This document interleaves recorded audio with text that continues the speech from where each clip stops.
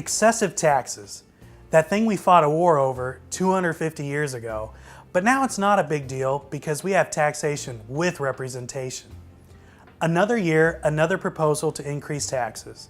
And this time, it's a group called Our Schools Now, asking Utahns to raise their taxes to the tune of $700 million. What does this initiative actually do, and how will it affect your family? First, the initiative seeks to raise $700 million in tax revenue by increasing the income and sales tax rates. These increases may seem harmless, and Our Schools Now describes them as 0.5% and 0.45% increases, but the reality is that the effective tax rate increase will be closer to 15% for the average Utah family relative to what we currently pay. This leads to the first problem. If you currently are paying income taxes, the poorer you are, the harder you are going to get hit by these tax increases. Only the wealthy will pay the supposed 10% income tax increase that Our Schools Now is promoting. Because of deductions, the less you make, the higher that percentage climbs. Raising $700 million for education may sound like it will make a big impact, but where will the money go? Proponents of the tax increase claim that it will go straight to the classroom to pay for innovative new programs and higher salaries for teachers. But when we look at the actual language of the initiative, it doesn't guarantee either of those things. The Our Schools Now initiative guarantees a grand total of $0 to go towards paying teachers more. Instead, the proposal caps how much school districts can use to pay teachers at no more than 25%. This cap increases to 40% in a few districts, creating an uneven playing field. So if the money won't go to the teachers, where else will it be spent? The initiative states that funds may be used for any purpose reasonably designed to improve student performance that is approved by the local school board.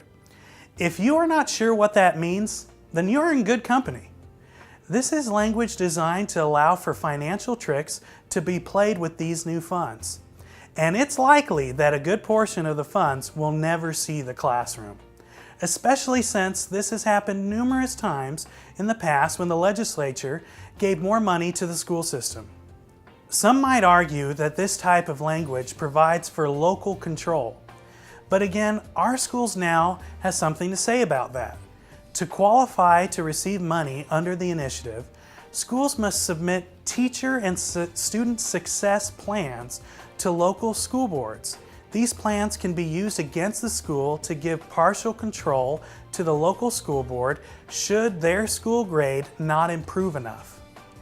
Now, perhaps this would be worth it in order to solve all of Utah's supposed issues with education performance. $700 million seems like a small sacrifice for Utahns to make. The problem is that lobbyists line the halls of the Capitol every year asking for more education funding. And no matter how much taxpayers give, it will never be enough. Just remember what the campaign manager for Our Schools Now has said publicly. Even $750 million isn't enough to solve the problems that we're in. This is only the beginning as the education establishment, business elites, and government bureaucracy continue to come knocking at your door to take more of your hard-earned money. So that's it in a nutshell. Our Schools Now is proposing another tax hike to go along with the half-dozen other tax increases passed in the last few years. It will disproportionately hurt the poor, be heavily absorbed in bureaucracy, reduce local control, continue the gravy train, and fail to satisfy the constant demand by the school system for more money. Without accountability for past tax increases, it is unwise to send more money to this system. Utah taxpayers should be extremely skeptical of Our Schools Now. For Libertas Institute, I'm Michael Melendez.